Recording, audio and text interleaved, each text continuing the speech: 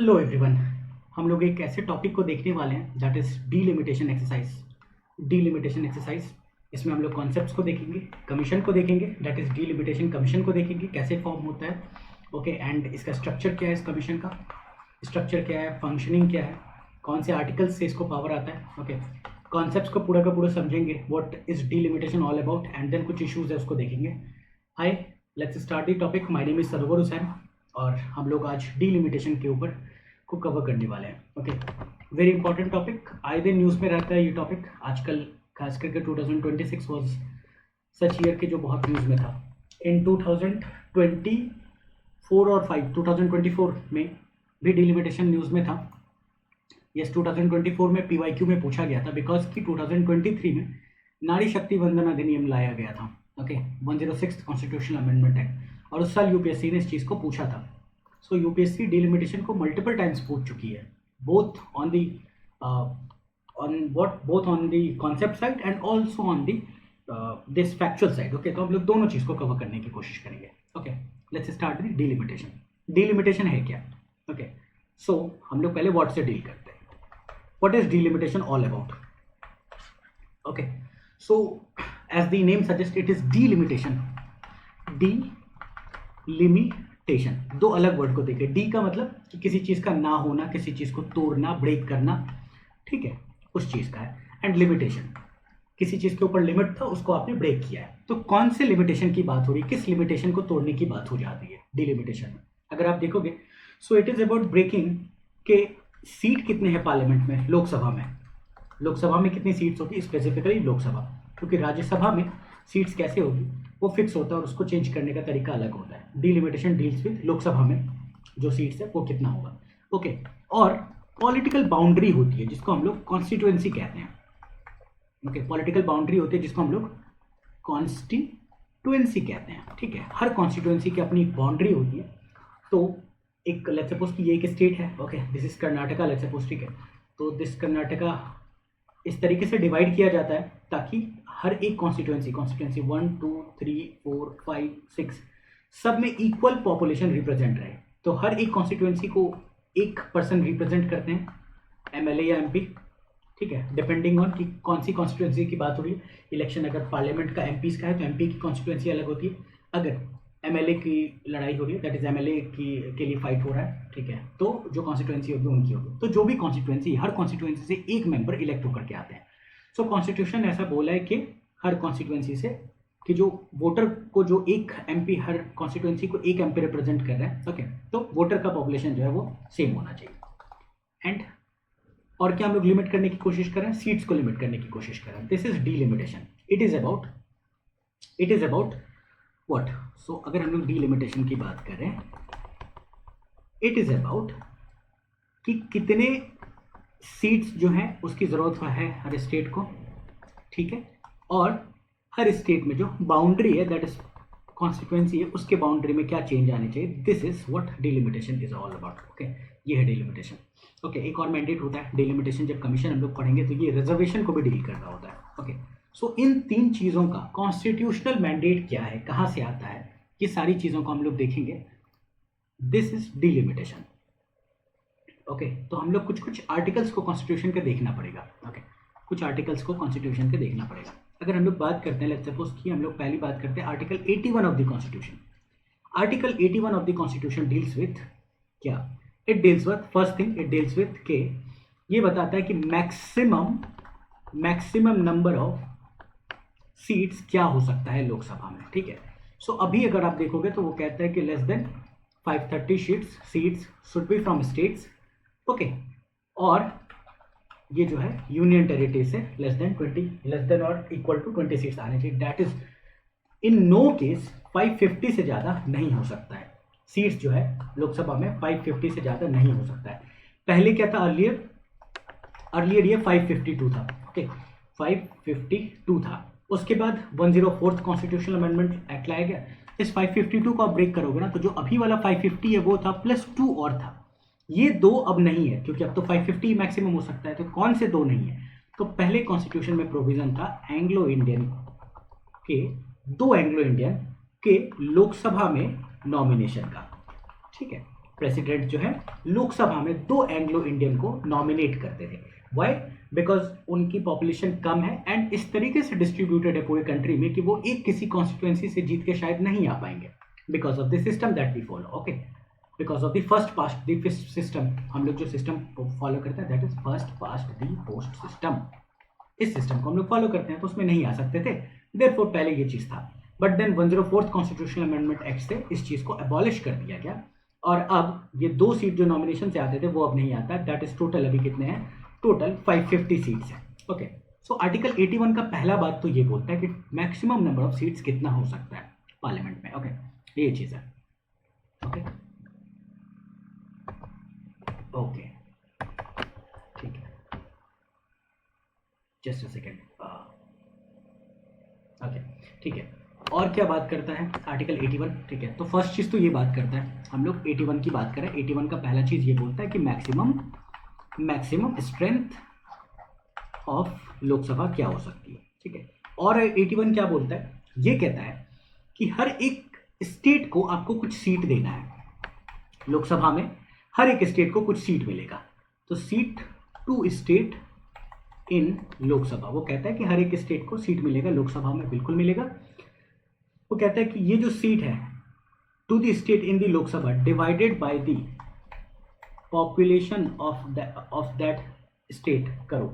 ठीक है, और इस रेशो, ये जो रेशो आएगा ना, ये जो रेशो है, ठीक है, that is seat is to population का जो रेशो है, ये एज फार एज पॉसिबल जो है कांस्टेंट होना चाहिए सारे स्टेट के लिए, कांस्टेंट फॉर एवरी स्टेट जहां तक पॉसिबल हो सके। हाउएवर अभी वो सीन है नहीं, क्योंकि हम लोगों ने बहुत दिन से सीटों को रीएडजस्ट नहीं किया है। ओके, पॉपुलेशन कहीं ज़्यादा बढ़ गई, कहीं कम बढ़ा है, एंड सीट हम लोगों ने चेंज किया नहीं है, तो न्यूमरेटर तो चेंज किया नहीं। ओके, एंड पॉपुलेशन स्टेट्स का चेंज हो चुका है, देयरफॉर वो रेशियो जो है वो डिस्टर्ब हो चुका है। हम लोग देखेंगे उस चीज़ को। तो एज फार एज पॉसिबल जो है इस चीज़ को कांस्टेंट रखने की कोशिश की जा रही है। तो आप समझो कि हर एक seat is to population to the state. That means अगर ये कांस्टेंट है तो इसका क्या मतलब है कि इंटर स्टेट पैरिटी रखने की बात करता है कॉन्स्टिट्यूशन, इंटर स्टेट पैरिटी होनी चाहिए।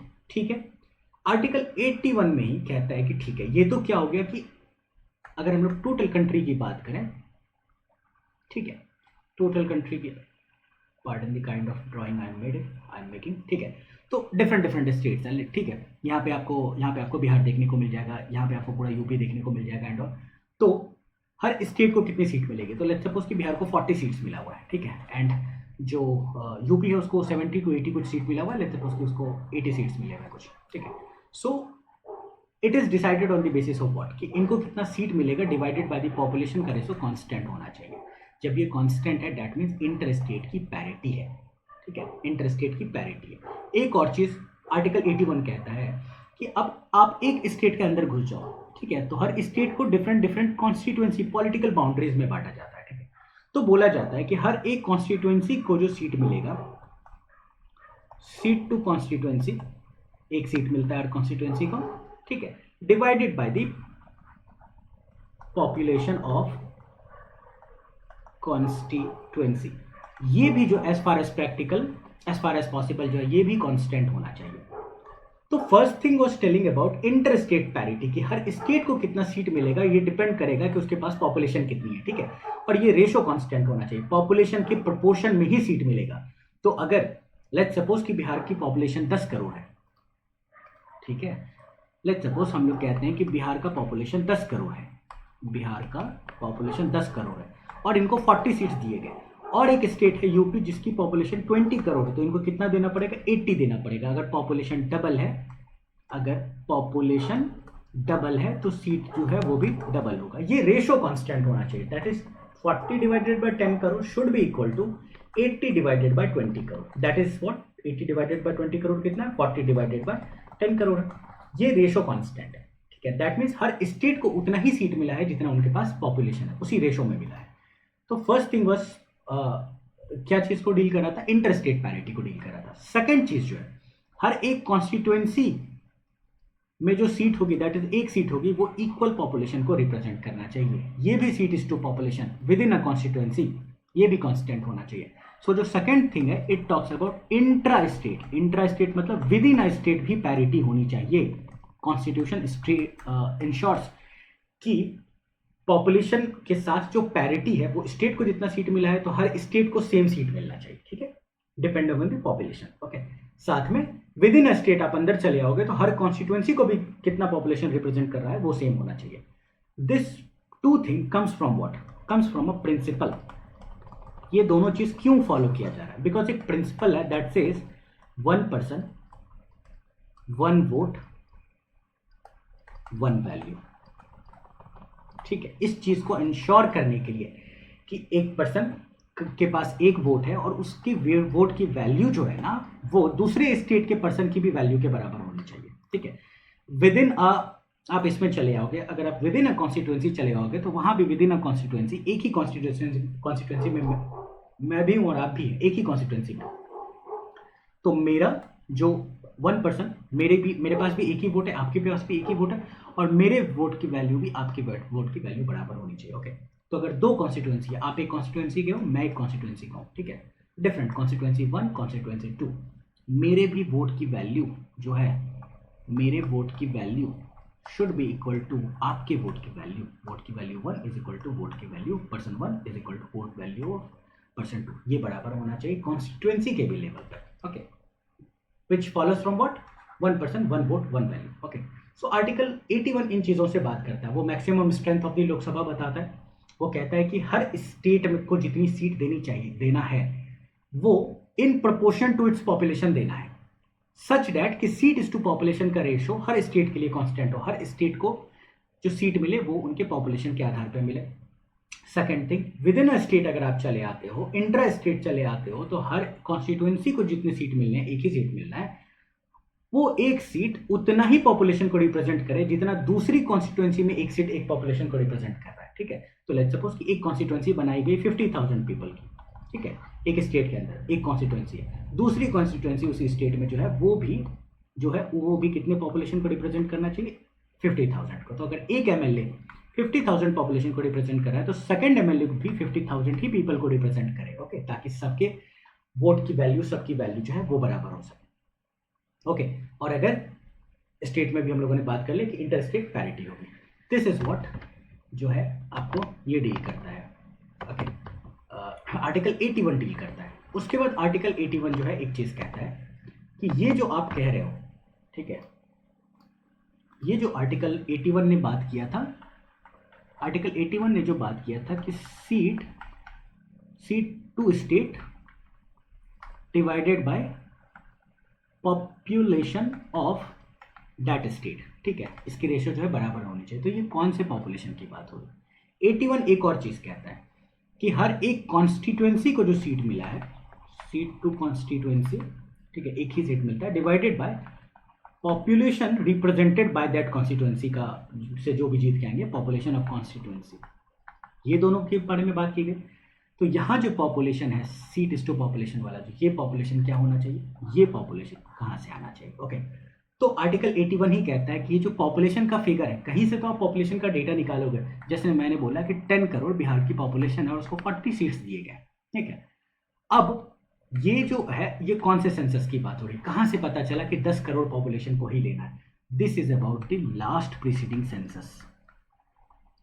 लास्ट प्रीसीडिंग सेंसस मतलब जब सीट डिस्ट्रीब्यूट किया जाएगा उससे जस्ट पहले जो सेंसस हुआ होगा, उससे पहले जो जस्ट सेंसस हुआ होगा, उस सेंसस का हम लोग डेटा उठाते हैं। सेम गोज हियर ऑल्सो कि हम लोग लास्ट प्रीसीडिंग सेंसस, जब आप सीट को, जब आप बाउंड्री को डिस्ट्रीब्यूट करने वाले हो, कॉन्स्टिट्यूएंसी की बाउंड्री को आप रिड्रॉ करने वाले हो इस तरीके से कि एक सीट जो है उतना ही पॉपुलेशन को रिप्रेजेंट करे कॉन्स्टिट्यूएंसी 1 का जितना कॉन्स्टिट्यूएंसी 2 को रिप्रेजेंट कर रहा हो, ठीक है, सेम पॉपुलेशन। तो जब आप बाउंड्री को भी ये कर रहे हो, उसके लिए भी जो डेटा लोगे आप, कहाँ से लोगे पॉपुलेशन का? ये जो डेटा है, डिनोमिनेटर में जो पॉपुलेशन लिखा हुआ है, लास्ट प्रीसीडिंग सेंसस का आप डेटा लेते हो। ओके, ठीक है, ये कहता है आर्टिकल 81। ओके, 81 कहता है।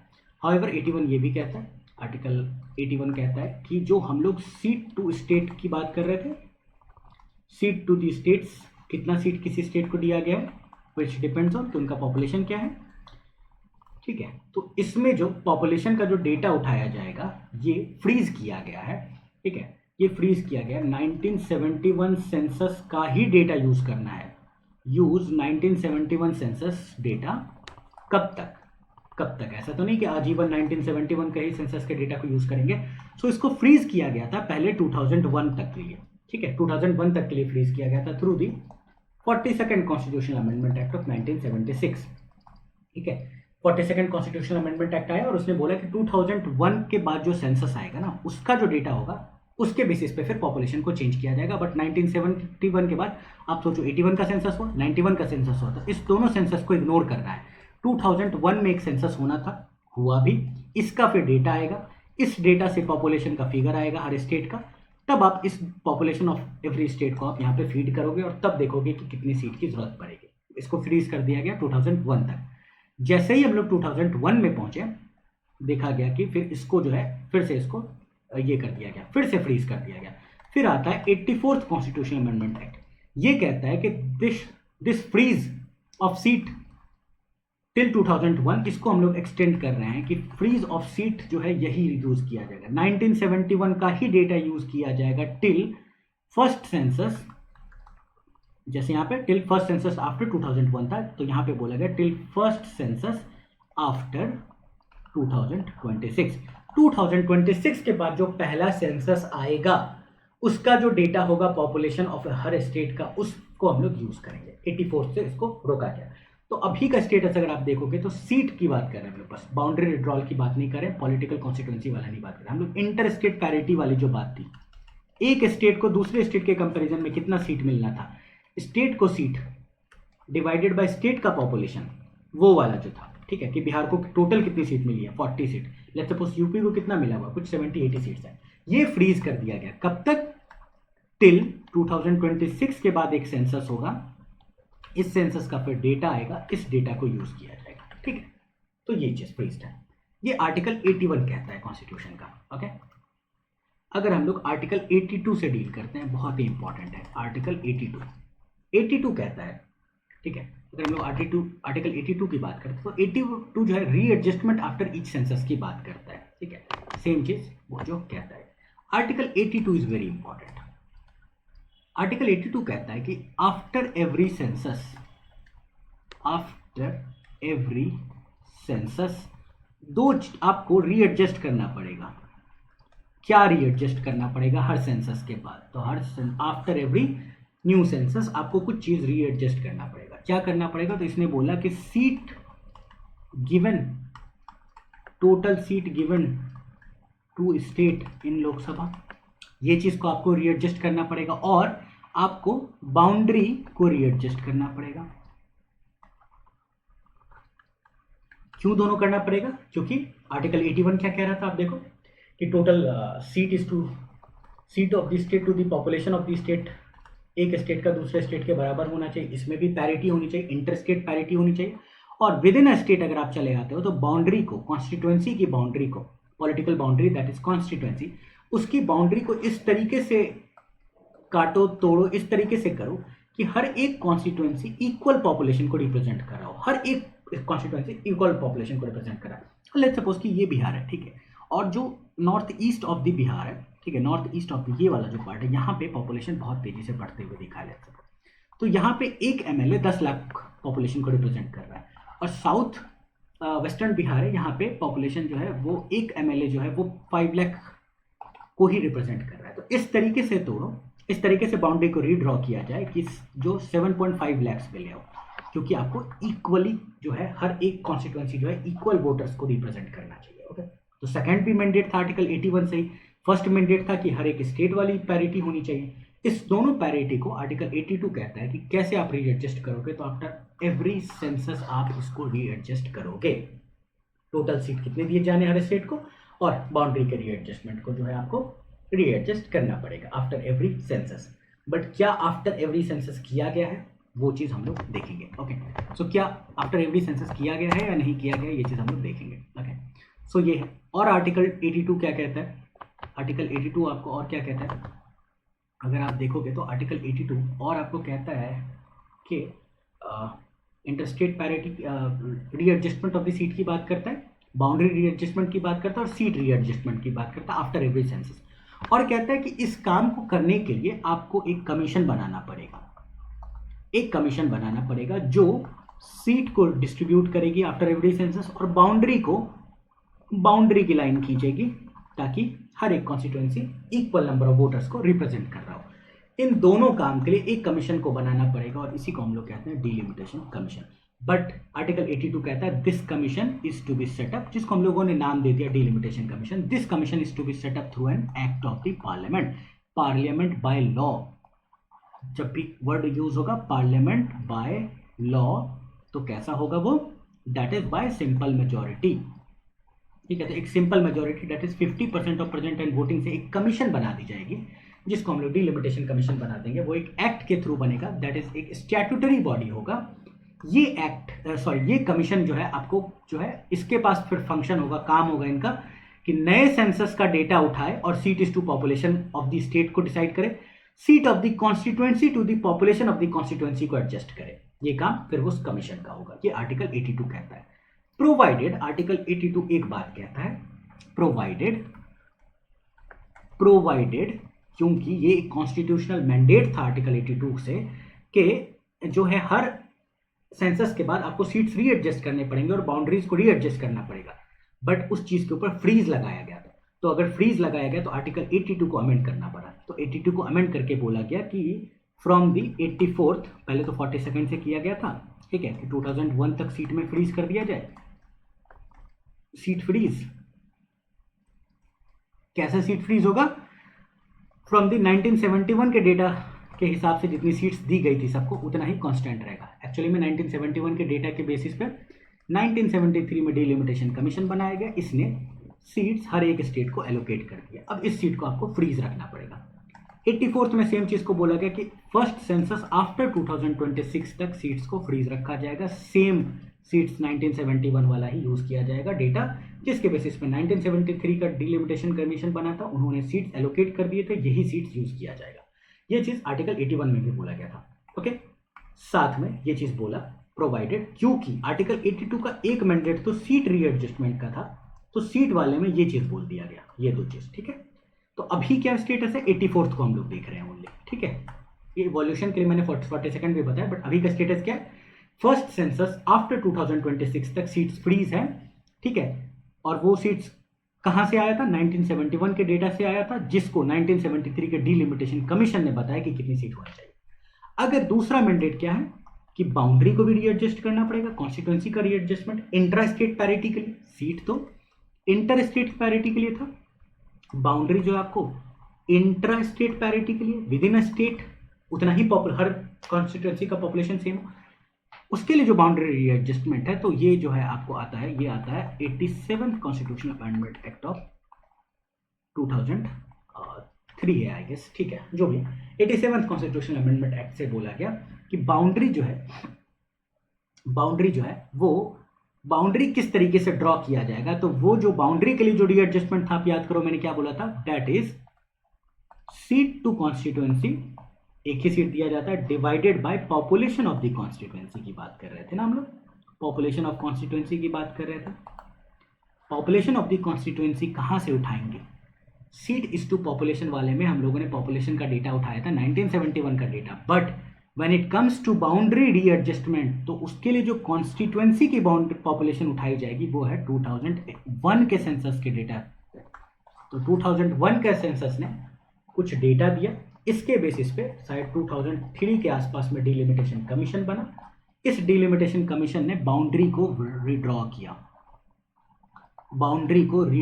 था। ओके, बाउंड्री रीड्रॉ करके बताया था कि एक स्टेट के अंदर जो है कौन सी बाउंड्री हर एक कॉन्स्टिट्यूएंसी कितने को रिप्रेजेंट कर रहा होगा। ठीक है, तो seat is to population of the constituency की अगर हम लोग बात करें तो बाउंड्री रीड्रॉल के लिए कौन सा सेंसस यूज होता है, 2001 का सेंसस होता है। कहां से आया, 87 कॉन्स्टिट्यूशनल अमेंडमेंट एक्ट से आया। But total seat to a state किस तरीके से किया गया, 84th कॉन्स्टिट्यूशनल अमेंडमेंट एक्ट से बोला गया कि फर्स्ट सेंसस आफ्टर 2026 तक चीजों को फ्रीज रखा जाएगा, 1971 के ही डेटा के बेसिस पे जो सीट था उसी को यूज किया जाएगा, इसको कोई भी छेड़छाड़ नहीं किया जाएगा, कोई कुछ भी नहीं किया जाएगा। कब तक, 2026 के बाद जो सेंसस आएगा उसके बेसिस पे जो चेंजेस आएंगे पॉपुलेशन में उसको किया जाएगा। ओके, सो आर्टिकल 82 ये कहता है। इसके अलावा एक इंपॉर्टेंट आर्टिकल है, दैट इज आर्टिकल जो है आपको सॉरी ओके आर्टिकल 330 है। 330 बात करता है scheduled caste and scheduled tribe को के लोकसभा में रिजर्वेशन की बात होती है, ठीक है। Only to the scheduled caste scheduled tribe, mind you it is not OBC, ठीक है। ओबीसी को लोकसभा में रिजर्वेशन नहीं है, ईडब्ल्यूएस को रिजर्वेशन नहीं है, किसको है? शेड्यूल्ड कास्ट को एंड शेड्यूल्ड ट्राइब की कम्युनिटी को रिजर्वेशन है, ठीक है। तो इनके लिए scheduled caste and scheduled tribe की जो सीट्स होंगी, कौन सी सीट्स होंगी जो रिजर्व होंगी, जहां पे शेड्यूल्ड कास्ट की सीट अगर रिजर्व है तो शेड्यूल्ड कास्ट के ही मेंबर जो है वो इलेक्शन में फाइट कर पाएंगे। अगर शेड्यूल्ड ट्राइब के लिए फिक्स्ड है तो शेड्यूल्ड ट्राइब के ही कोई कैंडिडेट जो है वो उसको लड़ पाएंगे। तो ये जो है रिजर्व किया जाता है इसको भी। ये जो है रिजर्व सीट जो है, कौन सी सीट्स रिजर्व होगी, ये भी मैंडेट जो है डिलिमिटेशन कमीशन का ही एक मैंडेट होता है, ओके। ये भी कमीशन डिलिमिटेशन कमीशन का ही एक मैंडेट होता है, ओके। सो ये तीन चीज बेसिकली आप देखोगे। टोटल लोकसभा में किसी स्टेट को कितने सीट मिलने हैं, कैसे मिलना है? Proportion to the population of that state, ठीक है। अब विद इन स्टेट चले, एक तो हो गया total seat to a state, ठीक है। तो बिहार को 40 सीट्स मिल गया। विद इन बिहार आप चले आओगे तो with in state her constituency equal population को रिप्रेजेंट करना चाहिए, ठीक है।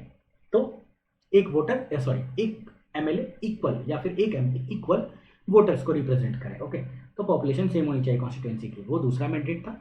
तीसरा चीज आर्टिकल 330 से भी है, that is scheduled caste and scheduled tribe का लोकसभा में रिजर्वेशन के लिए, ठीक है। ये तीन आप ब्रॉड मैंडेट कहीं ना कहीं देखोगे, ओके। सो अगर हम लोग ब्रॉडली अगर बात करते हैं, ठीक है, अगर हम लोग ब्रॉडली बात करते हैं कि ठीक है, let's see it from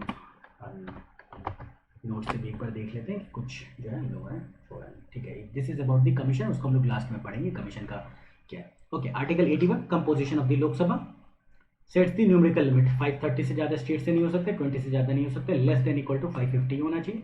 inter state parity की बात की गई थी, किया गया था आर्टिकल 81 में। Seats to population must be uniform across all states, हर स्टेट का को जितना सीट दिया जाना है divided by the population of the state same होना चाहिए। विद इन ए स्टेट, एक स्टेट के अंदर चले आओगे तो इंटर स्टेट की पैरिटी होनी चाहिए। पॉपुलेशन को डिफाइन करता है वो कहता है कि लास्ट पब्लिश्ड सेंसस में जो डेटा पॉपुलेशन का है वही आप यूज करोगे यहाँ पे और यहाँ पे, ठीक है, यहाँ पे आप यूज करोगे। बट फिर फ्रीज लगा दिया गया, directs that until the first census after 2006 1971 shall remain the basis for seat allocation, ठीक है। 82 readjustment after each census, what are we going to readjust? Seat को कर रहे हैं और territorial boundary that is constituency को रीएडजस्ट करना है, ओके। और कैसे करना है? आर्टिकल 82 कहता है कि ये पार्लियामेंट डिटरमाइंस द मैनर, कैसे करना है और कौन सी अथॉरिटी होगी टू कैरी आउट दिस, कैसे? लॉ के थ्रू, ये भी लिखा गया था by law. Therefore delimitation commission यहां से बनाया जाता है, ठीक है। और इंपॉर्टेंट क्या है, 84th अमेंडमेंट जो है, that until the relevant figures for the first census after have been published it shall not be necessary to readjust, ठीक है। ओके, इसको हम लोग काट लेंगे, ठीक है, क्योंकि फ्रीज जो है ना वो अलग अलग चीजों से आया है, okay. This is about this only. 84th constitutional amendment act जो है वो बोलता है कि 1971 के ही सेंसस के डेटा के हिसाब से एलोकेशन ऑफ सीट्स जो है total seat to a state इससे फिक्स होगा। But division of each state into territorial constituency, that is जिसको हम लोग पॉलिटिकल बाउंड्री कॉन्स्टिट्यूएंसी कहते हैं, वो उनका जो रीएडजस्टमेंट है वो मैंने बोला था 2001 के सेंसस के डेटा पे होता, और ये लाया गया था 87th constitutional amendment act of 2003 से आई गेस लाया गया था, ओके, ठीक है। 87 से लाया गया था, नॉट दी 84 से बस ये लाया गया, सीट लाया गया, okay. This is one difference which is very important. और हम लोगों ने आर्टिकल 330 की बात की कि scheduled caste and scheduled tribe के लिए रिजर्वेशन होगा लोकसभा पे। प्रोपोर्शनैलिटी का रूल यहाँ भी यूज होता है, कितने सीट्स होंगे डिवाइडेड टू दी पॉपुलेशन जो है, तो हर स्टेट को कितने सीट जो दिए जाने हैं उस कम्युनिटी के, शेड्यूल्ड कास्ट या शेड्यूल्ड ट्राइब के, वो डिपेंड करता है कि to the total seat as their population is to the total population of the state, okay. तो वो चीज़ है, वो मैंडेट यहाँ पे रखना है, ठीक है। Reserve seat must be in the same proportion to the total seats as their, तो मतलब आप ये कर लो ना सिंपली कि आप समझो कि 40 सीट है, तो आप ये कर लो कि टोटल सीट्स कितने गए हैं किसी स्टेट को, तो शेड्यूल्ड कास्ट के लिए सीट रिजर्व करना है, तो फॉर्मूला क्या यूज किया जाएगा? फॉर्मूला यूज किया जाएगा कि seat reserve for scheduled caste के लिए सीट्स जो रिजर्व है divided by total seat into population, ठीक है। Number of reserve seats must be in the same proportion to the total seat, reserve seat divided by the total seat as their population is to the total population of the state, ठीक है। तो ये वाले formula से जो है निकाला जाएगा, ओके, कि कितना जो है सीट्स जो है वो रिजर्व करना है, ओके, ठीक है। तो ये चीज़ आ जाता है। इसके अलावा वुमेन्स रिजर्वेशन की भी बात होती है, इसको हम लोग एक साथ एक टॉपिक में देख लेंगे, ओके। जो लास्ट में हम लोग वुमेन रिजर्वेशन पे बात करेंगे, नारी शक्ति वंदन अधिनियम, वहाँ देखेंगे। एक आर्टिकल और इंपॉर्टेंट है 329, bar to interference the validity of any law और boundary drawing made by the delimitation commission can not be question in any court, ठीक है। क्वेश्चन किसी भी कोर्ट में नहीं किया जा सकता। तो डिलिमिटेशन कमीशन के बेसिस पे जो भी ऑर्डर आया उसको कोर्ट में कोई चैलेंज नहीं कर सकता है, ये चीज़ है। नारी शक्ति वंदन अधिनियम हम लोग पढ़ेंगे, बट देन उसके बाद हम लोग एक बार जो अभी तक हम लोगों ने पढ़ा है ना, उसको हम लोग थोड़ा सा देख लेते हैं कि हम लोगों ने क्या क्या देखा था, ओके। तो यहाँ देख लेते हैं, ठीक है, ओके। सो किस सेंसस के बेसिस पे यहाँ पे सेंसस लिखा जाएगा, टोटल सीट्स कितना दिया गया है हर डिलिमिटेशन कमीशन के बाद, क्या बाउंड्री का रिड्रॉल एक मैंडेट क्या था, बाउंड्री का रिड्रॉल एक मैंडेट, सब देखो आप क्या क्या था। फर्स्ट मैंडेट क्या था, टोटल सीट्स कितना देना है। सेकंड मैंडेट क्या था, बाउंड्री का रिड्रॉल। अच्छा, schedule caste and schedule tribe के पॉपुलेशन को जो रिजर्व सीट देना है, वो तीसरा मैंडेट था डिलिमिटेशन कमीशन का। इसके बेसिस पे क्या क्या डिलिमिटेशन कमीशन बना और उन्होंने किन किन मैंडेट्स को फुलफिल किया, वो हम लोग देखेंगे, ओके, ठीक है। तो अगर हम लोग फर्स्ट डिलिमिटेशन कमीशन की बात करते हैं, अभी तक 4 डिलिमिटेशन कमीशन बैठ चुकी है, हम लोग देखते हैं। फर्स्ट डिलिमिटेशन कमीशन कब 1952 में बना, on the basis of what 1951 का सेंसस। इसने बोला कि टोटल सीट्स कितना होगा 494 होगा। सारे स्टेट्स को सीट आप ऐड कर दोगे तो टोटल कितना मिलेगा 494 सीट्स था। क्या बाउंड्रीज का रिड्रॉल किया गया था, यस किया गया था। क्यों, क्योंकि आर्टिकल 82 कहता है कि लास्ट प्रीसीडिंग सेंसस के बेसिस पे आपको सीट्स भी रीएडजस्ट करना है और बाउंड्री को भी रीएडजस्ट करना है, ठीक है। और schedule caste and schedule tribe के लिए जो सीट्स रिजर्व थे उसको जो है उसमें भी रिजर्व कॉन्स्टिट्यूएंसीज को निकाला गया, ओके। तो ओरिजिनल मैंडेट फुलफिल किया गया आर्टिकल 82 का। हर सेंसस के बाद तो नेक्स्ट सेंसस हुआ था 51 का पहला सेंसस था, ठीक है। 51 का पहला सेंसस था, सेकंड सेंसस था 1961 में। फिर से आर्टिकल 82 आ जाएगा। आर्टिकल 82 बोलेगा कि द मोमेंट नया सेंसस आया है आपको सीट्स को बाउंड्री को रीएडजस्ट करना पड़ेगा। 1961 के सेंसस के बेसिस पे सेकंड डिलिमिटेशन कमीशन बनी ताकि सीट्स को बाउंड्री को रीएडजस्ट किया जा सके, जो कि 1963 में बनी। बेस्ड ऑन 1961 का सेंसस इन्होंने सीट्स को बढ़ा दिया। पहले 494 सीट था, अब टोटल सीट बढ़ के 522 हो गया। क्या बाउंड्रीज का रिड्रॉल किया गया, बिल्कुल किया गया। क्या scheduled caste and scheduled tribe के लिए क्या सीट्स रिजर्व होगी उसके बारे में बात किया गया, यस किया गया। तो ग्रोथ फेज था, सीट्स इंक्रीज की गई टू मैच द पॉपुलेशन। आता है उसके बाद थर्ड डिलिमिटेशन कमीशन 1973 का। तो हर 10 साल पे चल रहा था पहले, क्योंकि 51 का सेंसस, 61 का सेंसस, उसके बाद होता है 71 का सेंसस। 71 के सेंसस के बेसिस पे 73 में एक डिलिमिटेशन कमीशन बनाया गया, that is third delimitation commission. That is independence के बाद 3 कंसेक्यूटिवली लगातार डिलिमिटेशन कमीशन बनती है। इसने फिर से सीट बढ़ाया, पिछली बार सीट कितना था 522, बढ़ा के 543 कर दिया गया। क्या बाउंड्रीज का रिड्रॉल किया गया, यस किया गया। क्या scheduled caste and scheduled tribe के लिए सीट में कुछ चेंजेस किए गए, तो यस किए गए, ठीक है। टोटल इस बार वाले में, ठीक है, तो कितना सीट्स था 79 सीट्स शेड्यूल्ड कास्ट के लिए रिजर्व था, 41 सीट्स जो है वो शेड्यूल्ड ट्राइब के लिए रिजर्व था, ओके। यहां के बाद पहला फ्रीज लाया गया 42nd अमेंडमेंट से लाया गया कि सीट का जो टोटल सीट का जो काउंट है वो 2000 तक जो है आप उसको फ्रीज रखोगे। 2000 के बाद जो पहला सेंसस आएगा उसके बेसिस पे ही सीट को वापस से चेंज किया जाएगा। क्यों किया गया, ताकि फैमिली प्लानिंग को प्रमोट किया जा सके। Why, because since seat distributed है, किसी स्टेट का पॉपुलेशन कितना है, जिस स्टेट का पॉपुलेशन ज्यादा उसको सीट्स ज्यादा, जिस स्टेट का पॉपुलेशन कम उसको सीट्स कम।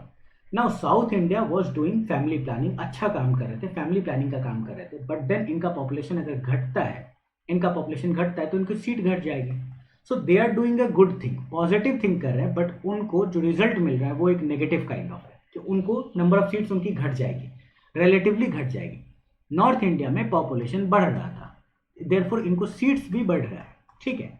यहाँ पे पॉपुलेशन घट रहा था एंड उसका इम्पैक्ट ये पड़ा कि इनका सीट्स भी घट गया, which is a bad thing. Therefore parity लाया जा सके, फेडरलिज्म को इंश्योर किया जा सके, इसलिए फ्रीज लगाया गया था। देयरफॉर आप देखोगे कि 1981 के सेंसस पे कोई डिलिमिटेशन कमीशन नहीं आया, 1991 के बेसिस पे कोई भी डिलिमिटेशन कमीशन नहीं आया, ओके कुछ नहीं आया। तो 2 साल 81 के सेंसस के बेसिस पे नो डीसी, 91 का सेंसस आया इसके बेसिस पे भी नो डीसी, कुछ भी नहीं, ठीक है। अब आया फोर्थ डिलिमिटेशन कमीशन, क्योंकि 2001 में फिर सेंसस हुआ, सेंसस 81 91 में भी हुआ था बट डिलिमिटेशन कमीशन नहीं बैठी थी, सेंसस तो हो ही रहा है हर 10 साल पे। 2001 में फिर से एक सेंसस हुआ, उसके बेसिस पे फोर्थ डिलिमिटेशन कमीशन को बनाया गया, दैट इज इन 2002। क्या इन्होंने टोटल नंबर ऑफ सीट्स को वैरी किया? नहीं, 543 का 543 रहा, जबकि मैंडेट था कि 2000 के बाद जो भी सेंसस होगा, दैट इज 2001 में सेंसस हुआ, इसके बेसिस पे चेंज करना था सीट्स को, बट चेंज नहीं किया गया। क्यों नहीं किया गया? क्योंकि फ्रीज जो था उसको बढ़ा दिया गया। 84th कॉन्स्टिट्यूशनल अमेंडमेंट एक्ट कहता है कि वो जो फ्रीज था 2001 के बाद वाला, उसको बढ़ा करके कर दिया गया कि 2026 के बाद अब जो भी फर्स्ट सेंसस होगा उसका जो डेटा आएगा, उस डेटा के लिए एक डिलिमिटेशन कमीशन बनाई जाएगी। ये डिलिमिटेशन कमीशन फिर नए तरीके से सीट्स को जो है रीएडजस्ट करेगा, ठीक है, ये करना चाहते हैं। ओके, सो एक नया फ्रीज लाया गया through the 84th constitutional amendment act, इसीलिए सीट्स 543 के 543 ही रह गए। दैट इज 1973 के डिलिमिटेशन कमीशन ने सीट्स कर दिया था 543, उसके बाद आज तक आप 50 साल से ऊपर हो गए हैं, सीट्स 543 के 543 ही हैं। क्यों? क्योंकि दिस इज द 2026 ईयर, जिस साल वो चेंजेस, इसके बाद जो सेंसस आएगा उसके बेसिस पे चेंजेस आने थे। ओके, सो ये है। ओके, तो क्या बाउंड्री का रिड्रॉल हुआ था? सीट्स, नंबर ऑफ सीट्स में चेंज नहीं हुआ, but very important seats last कब चेंज किया गया? 1971 के सेंसस के बेसिस पे 1973 के डिलिमिटेशन कमीशन ने किया गया, बट बाउंड्री का चेंज किया गया 2001 के सेंसस के बेसिस पे, which was done by delimitation commission setup in 2002, ठीक है, इसने किया गया। क्या scheduled caste and scheduled tribe के सीट में कुछ चेंजेस किए गए? यस, शेड्यूल्ड कास्ट को अब 84 सीट्स दिया गया, पहले 79 था, दैट इज शेड्यूल्ड कास्ट को 5 और सीट्स दिए गए। शेड्यूल्ड ट्राइब के पास पहले 41 सीट्स था, अब उनको 47 सीट्स दिया गया। तो अगर आप एक चीज समझोगे, तो आप देखो कि मैं कह रहा हूं दो चीज। एक तो मैंने कह दिया कि 1971 के सेंसस पे 1973 का डिलिमिटेशन कमीशन ने सीट्स को फ्रीज कर दिया, टोटल सीट्स को 543 ही रहेगा, ठीक है। बट 2001 वाले में आप देखोगे कि शेड्यूल्ड कास्ट की सीट को बढ़ा करके कितना कर दिया गया था? दैट इज बढ़ा करके 79 टू 84 कर दिया गया, तो +5 किया गया था। शेड्यूल्ड ट्राइब का 41 से 47 किया गया, दैट इज +6 कर दिया गया, दैट इज 11 सीट्स बढ़े हैं। Scheduled caste and scheduled tribe, that is reserved seat 11 बढ़ा है, बट टोटल सीट्स कांस्टेंट रहा है। तो आपको यहां से यूपीएससी उल्टा पूछ सकता है कि क्या नॉन रिजर्व्ड सीट में चेंजेस आए हैं? टोटल सीट में क्या चेंज आया? वेरी इंपॉर्टेंट, क्या टोटल सीट में 1971 के बाद कोई चेंज आया? नहीं, 543 सिंस 1971 73 जो भी कह लो आप, ठीक। बट क्या रिजर्व सीट में चेंजेस आए हैं? तो यस, रिजर्व सीट इंक्रीज हुआ है, टोटल 11, 5 इंक्रीज हुआ शेड्यूल्ड कास्ट का, 6 इंक्रीज हुआ शेड्यूल्ड ट्राइब का। That means what? अगर आप टोटल सीट में से रिजर्व सीट को माइनस कर दोगे तो आप बोलोगे कि क्या नॉन रिजर्व सीट्स में चेंजेस आए हैं आफ्टर 1971? यस, चेंज आए हैं, और वो क्या हुआ है? वो डिक्रीज हुआ है, दैट इज 543 में कितने सीट्स पहले रिजर्व थे, जितने भी पहले रिजर्व थे, ठीक है, दैट वाज 41 और प्लस 79, जो भी ये नंबर था, ठीक है, एक्स नंबर था, लेट्स सपोज आप ऐड ही कर लो आप, 9 1 हाँ सही 120 सीट्स रिजर्व था, ओके। अब 10 और सीट कर दिया गया, दैट इज कितना? 131 सीट्स रिजर्व हो गए, ठीक है, 131 सीट्स रिजर्व हो गए। तो पहले कितना नॉन रिजर्व सीट्स था? दैट इज 543 माइनस 120, अब कितना है? 543 माइनस 131, तो नॉन रिजर्व सीट्स जो है डिक्रीज हुआ है after 1971, okay. This is something यहाँ पे थोड़ा सा ट्रिक से आपको फंसाया जा सकता है, ओके। सो ये है, और ये भी चेंजेस जो हैं कहाँ से किए गए? 87th constitutional amendment act allows boundaries and SC/ST seats to be updated using the 2001 का डेटा। सो अगर एक बार हम लोग एक समरी को बस देखें कि क्या चेंजेस किए गए, क्या नहीं किए गए, okay, let's see the changes. एक बार चेंजेस की बात करते हैं, तो अगर टोटल सीट्स की बात करते हैं, टोटल सीट्स जो है चेंज किया गया फर्स्ट में, सेकंड में, थर्ड में, ठीक है। थर्ड वाज 1971 के सेंसस के बेसिस पे 73 का डिलिमिटेशन कमीशन। उसके बाद 4 में नहीं किया गया, 5 में नहीं किया गया, इसके आगे भी अभी तक नहीं किया गया है, नो चेंज। तो लास्ट चेंज यहीं पे था, टोटल सीट्स दैट इज 543 तक ही रखा गया। यहाँ पे इंक्रीज किया गया था, यहाँ से यहाँ में इंक्रीज हुआ, यहाँ से यहाँ में इंक्रीज हुआ था, ठीक है। अगर हम लोग बात करते हैं बाउंड्री की, ठीक है, और इसके लिए क्या लास्ट सेंसस यूज हुआ था, 1971 का सेंसस यूज हुआ था। फ्रीज कब तक है, 2026 के बाद तक जो पहला सेंसस है। बाउंड्री की बात करें, फर्स्ट में भी चेंज हुआ, सेकंड में भी चेंज हुआ, थर्ड में भी चेंज हुआ, इस तरीके से चेंज हुआ, ठीक है। एंड ये चेंज ना आपको 2001 में भी देखने को मिलेगा, ओके। ये जो आपको देखने को मिलेगा, फोर्थ डिलिमिटेशन कमीशन बनाया गया था यहाँ। तो 3 डिलिमिटेशन कंटिन्यूसली बनता है और फोर्थ डिलिमिटेशन कमीशन ने बाउंड्री को रीएडजस्ट किया था 2001 के सेंसस के बेसिस पे। रिमेंबर सीट्स 1971 के सेंसस के बेसिस पे हुआ, बट बाउंड्री का रीएडजस्टमेंट 2001 के सेंसस के बेसिस पे हुआ, और ये बोला गया 87 कॉन्स्टिट्यूशनल अमेंडमेंट एक्ट से। 2001 के सेंसस के बेसिस पे बाउंड्री को फ्रीज किया जाएगा, और ये फ्रीज कब तक रहेगा, सेम चीज 2026 के बाद जो पहला सेंसस होगा। Scheduled caste comma scheduled tribe के रिजर्वेशन के सीट्स की बात करें, ठीक है, तो ये भी चेंजेस होता रहा। इसको भी जो लास्ट चेंजेस है वो 2001 के सेंसस के बेसिस पे किया गया, that is fourth delimitation commission के बेसिस पे किया गया। ये भी 87th कॉन्स्टिट्यूशनल अमेंडमेंट एक्ट ने ही बोला था, और ये भी फ्रीज जो है, ये भी फ्रीज जो है वो भी तोड़ा जाएगा बाद में 2026 के बाद जो सेंसस होगा उसके बेसिस पे तोड़ जाएगा, ओके। ये चीज़ पूरी की पूरी समरी है, ओके। ये चीज़ पूरी की पूरी समरी है इस चीज़ की। एंड अभी तक फोर्थ डिलिमिटेशन कमीशन हुआ है, अब भी जस्ट एक डिलिमिटेशन कमीशन को बनाने की बात हुई थी, बट देन वो उठा लिया गया है। कभी हम लोग पढ़ेंगे करंट वाले को तो देखेंगे उसका, ओके। और क्या है, एक चीज़, एक और रिजर्वेशन की बात की गई। 106 कॉन्स्टिट्यूशनल अमेंडमेंट एक्ट लाया गया कॉन्स्टिट्यूशन में, 2023 में ये पास हुआ, नारी शक्ति वंदना अधिनियम 2023। इसने आर्टिकल्स कुछ इंट्रोड्यूस किए कॉन्स्टिट्यूशन में, 330A, 332A, ठीक है, 334A। 330A कहता है कि विमेन को लोकसभा में जो है रिजर्वेशन होना चाहिए, 1/3 रिजर्वेशन जो है विमेन का होगा, ठीक है। 332 कहता है कि विमेन का स्टेट लेजिस्लेटिव असेंबली में रिजर्वेशन 1/3 होगा।